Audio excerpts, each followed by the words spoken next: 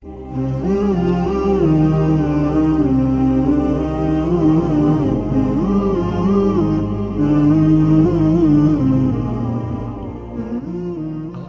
adalah sebutan umat Islam selama abad pertengahan untuk semenanjung Iberia.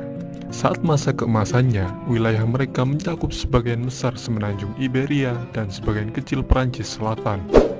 Saat di bawah pemerintahan Kekhalifahan Cordoba, Al-Andalus menjadi pusat pembelajaran dan kota Cordoba yang saat itu adalah kota terbesar di Eropa, menjadi salah satu pusat budaya dan ekonomi terkemuka di seluruh cekungan Mediterania, Eropa, dan dunia Islam. Al-Andalus menjadi pusat pendidikan utama untuk Eropa dan negara sekitar Laut Mediterania, serta menjadi jalan untuk pertukaran budaya dan karya ilmiah antara dunia Islam dan Kristen. Dan berikut ini adalah sejarah Al-Andalus selengkapnya. Saat masa kekhalifahan Umayyah dipimpin oleh Al-Walid I di tahun 711, seorang komandan yang bernama Tariq ibn Ziyad memimpin pasukan kecil yang terdiri dari orang-orang yang baru saja masuk Islam. Mereka mendarat di semenanjung Iberia, kemudian berkemah di kaki gunung yang selanjutnya dinamai menurut namanya, Jabal Tariq atau Gibraltar. Pasukan Tariq berisi sekitar 7.000 penunggang kuda orang Berber, sedangkan penguasa wilayah itu, Raja Roderick, mengumpulkan pasukan yang berjumlah 100.000. Namun sebagian besar pasukan tersebut tidak terlalu loyal pada Raja Roderick. Singkat cerita, Tariq akhirnya bisa memenangkan pertempuran yang menentukan ketika Roderick dikalahkan dan dibunuh pada tanggal 19 Juli di pertempuran Guadalete. Kemudian Tariq membagi pasukannya menjadi 4 divisi yang kemudian menaklukkan Cordoba di bawah komando Mughith al-Rumi. Begitu pula dengan Granada dan kota-kota lain. Sementara itu, Tariq tetap menjadi kepala divisi yang menaklukkan Toledo. Setelah itu, pasukan tersebut terus bergerak ke utara sampai ke Guadalajara dan Astorga, dan akhirnya sebagian besar semenanjung Iberia menjadi salah satu provinsi kekhalifahan Umayyah yang disebut Al-Andalus. Namun pada tahun-tahun setelah penaklukan, hubungan antara orang Arab dan Berber di Al-Andalus menjadi tegang, karena terdapat perbedaan kasta di antara kedua etnis tersebut. Suatu ketika populasi etnis Berber jauh melebihi jumlah orang Arab di provinsi baru itu, dan kebanyakan orang Berber telah turut serta pada sebagian besar pertempuran, dan mereka juga diberi tugas yang lebih keras, misalnya menertibkan daerah-daerah yang bermasalah. Sampai pada tahun 729 Masehi, komandan Berber yang bernama Munus telah memberontak dan berhasil membentuk negara sendiri di Cerdanya untuk sementara waktu. Saat kekhalifahan Umayyah terganggu oleh tantangan kekhalifahan Abbasiyah di timur, provinsi-provinsi mereka di Afrika Utara dan Al-Andalus tidak bisa mereka kendalikan. Sampai akhirnya sekitar tahun 745 Masehi, klan Fihriz merebut kekuasaan pada provinsi-provinsi kekhalifahan Umayyah di Afrika Utara dan Al-Andalus. Kemudian kekuasaan wilayah tersebut dibagi dua oleh klan Fihriz, Abdul Ar-Rahman ibnu Habib al-Fihri di Ifriqiya dan Yusuf al-Fihri di Al-Andalus.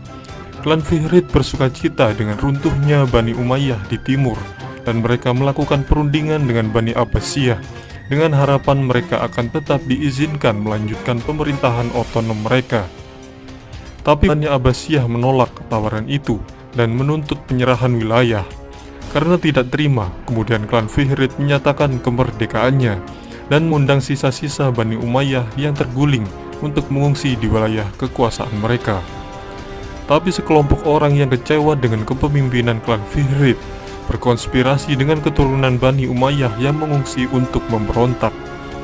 Lalu di tahun 756 Masehi, pangeran dari Bani Umayyah yang bernama Abdul Ar-Rahman I menggulingkan Yusuf al-Fihri dan menyatakan dirinya sebagai emir dari Cordoba. Kemudian 1,5 abad berikutnya, keturunannya yang bernama Abdul Ar-Rahman III tidak hanya dengan cepat memulihkan kekuatan Umayyah di seluruh Andalusia, tetapi ia juga sanggup memperluasnya ke Afrika Utara bagian barat.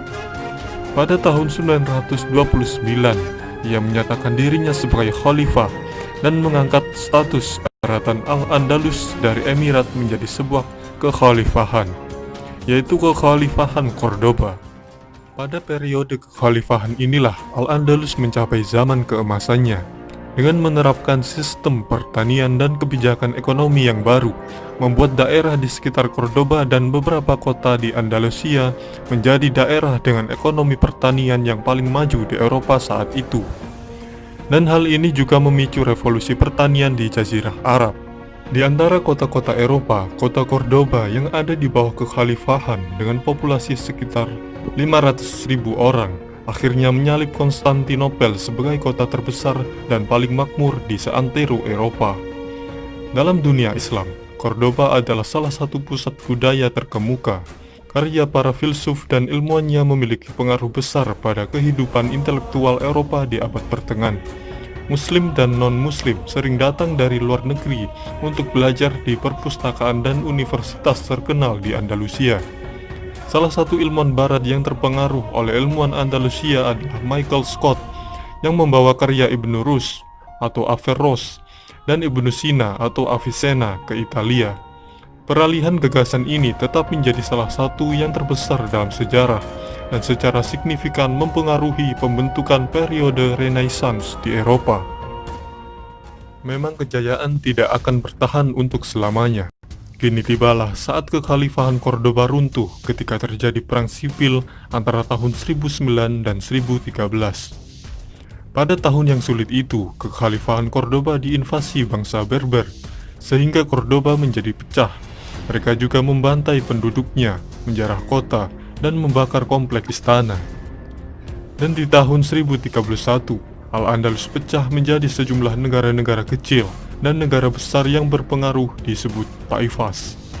Setelah tahun 1031, Taifas terlalu lemah untuk mempertahankan diri dari serangan dan tuntutan upeti dari negara-negara Kristen di utara dan barat, yang dikenal oleh umat Islam sebagai bangsa Galicia. Akhirnya beberapa negara-negara pecahan kekhalifahan Cordoba itu ditaklukkan oleh bangsa Galicia, sehingga para raja Taifah yang masih merdeka mencari bantuan ke bangsa Berber di Afrika Utara, tapi mereka dicaplok juga oleh bangsa Berber. Dari pertengahan abad ke-13 hingga akhir abad ke-15, satu-satunya wilayah yang tersisa dari Al-Andalus adalah Emirat Granada yang menjadi benteng muslim terakhir di semenanjung Iberia. Emirat ini didirikan oleh Muhammad ibnu Al-Ahmar pada tahun 1230 dan diperintah oleh dinasti Nasrid, dinasti yang paling lama memerintah dalam sejarah Al-Andalus. Tapi Emirat Granada masih harus mengirim upeti kepada kerajaan Kastil. Kota Granada juga berfungsi sebagai tempat perlindungan bagi muslim yang melarikan diri selama Reconquista atau penaklukan ulang oleh kerajaan-kerajaan Kristen. Saat itu Granada menerima banyak muslim yang diusir dari daerah-daerah yang dikuasai Kristen, sehingga mereka memperbesar kota, bahkan sampai menjadi salah satu kota yang terbesar di Eropa sepanjang abad ke-15 dalam hal populasi. Pada tahun 1469, pernikahan Ferdinand dari Aragon dan Isabella dari Kastil menjadi tanda kalau Emirat Granada akan runtuh. Karena raja dan ratu itu meyakinkan Paus Sixtus IV untuk menyatakan perang kepada Granada sebagai perang salib. Lalu serangan pun dilancarkan, sampai akhirnya pada tanggal 2 Januari tahun 1492, setelah pengepungan yang panjang, Sultan terakhir dari Emirat Granada, Muhammad XII, menyerahkan kota beserta seluruh isinya. Kini umat Islam yang bermukim di kerajaan Kastil berjumlah 500 juta. Namun setelah musim gugur, 100.000 orang telah meninggal atau diperbudak, 200.000 orang beremigrasi, dan 200.000 orang tetap sebagai masyarakat minoritas. Banyak elit muslim termasuk Muhammad XII telah diberi area Gunungan Alpujarras sebagai kerajaan. Di tahun itu, kaum muslim di Granada masih diizinkan untuk terus mempraktikkan agama mereka. Tapi di tahun 1502, Raja-Raja Katolik memaksa semua muslim yang hidup di bawah kekuasaan Kastilia berpindah agama. Kemudian keturunan muslim menjadi sasaran pengusiran dari Spanyol antara tahun 1609 dan 1614. Akhirnya sekitar tahun 1727, setelah terjadinya tragedi penuntutan massal, Islam asli dianggap telah padam di Spanyol.